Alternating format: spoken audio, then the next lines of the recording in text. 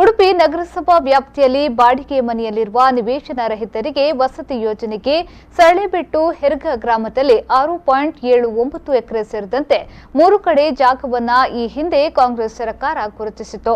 ಪ್ರಸ್ತುತ ಕೊಳಗೇರಿ ಅಭಿವೃದ್ಧಿ ಮಂಡಳಿಯ ವತಿಯಿಂದ ಮನೆಗಳ ನಿರ್ಮಾಣ ಯೋಜನೆ ಶಿಲಾನ್ಯಾಸ ನಡೆಯಲಿದ್ದು 2018ರಲ್ಲಿ ಆಯ್ಕೆಯಾದ ಎಲ್ಲ 679 ಫಲಾನುಭವಿಗಳಿಗೆ ಮನೆ ನೀಡುವುದು ಜಿಲ್ಲಾಧಿಕಾರಿಗಳ ಜವಾಬ್ದಾರಿ ಅಂತ ಮಾಜಿ ಸಚಿವ ಪ್ರಮೋದ್ ಮಧ್ವರಾಜ್ ಹೇಳಿದ್ದಾರೆ.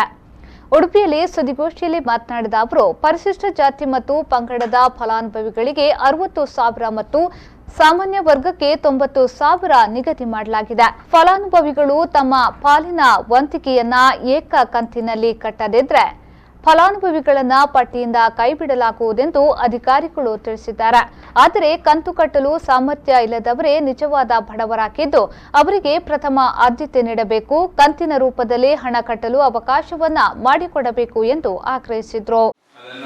ಸ್ಲಮ್ ಡೆವಲಪ್ಮೆಂಟ್ ಬೋರ್ಡ್ನ ಮೂಲಕ ಮಲ್ಟಿ ಲೆವೆಲ್ ಮೀಟಿಂಗ್ಸ್ ಅನ್ನ ಮಾಡಿ ಅದನ್ನು ಕೊಡಬೇಕು ಅಂತ ಈಗಿನ ಶಾಸಕರು ಏನು ಕ್ರಮ ತೆಗೆದುಕೊಂಡಿದ್ದಾರೆ ಅದನ್ನು ನಾನು ಸ್ವಾಗತಿಸ್ತೇನೆ.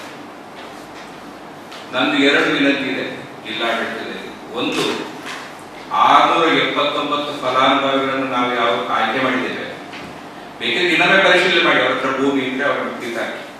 ಆ ರಾಜಕೀಯ ಉದ್ದೇಶಕ್ಕಾಗಿ ಯಾರು ನೀವು ತೊಂದರೆ ಆಗಬಾರ್ದು. ಯಾಕಂದ್ರೆ ನಾನು ರಾಜಕೀಯ ಮಾಡಿಲ್ಲ, ನಾನು ಯಾವುದೇ ಪಕ್ಷ ಇನ್ನೊಂದು ಮತ್ತೊಂದು ನೋಡದೆ ದೇವರಿಗೆ ಸರಿಯಾಗಿ ಆಯ್ಕೆಗಳನ್ನು ಮಾಡಿದ್ದೇನೆ. ಅದನ್ನು ಯಾರದ್ದು ಕೂಡ ರದ್ದುಪಡಿಸಬಾರದು.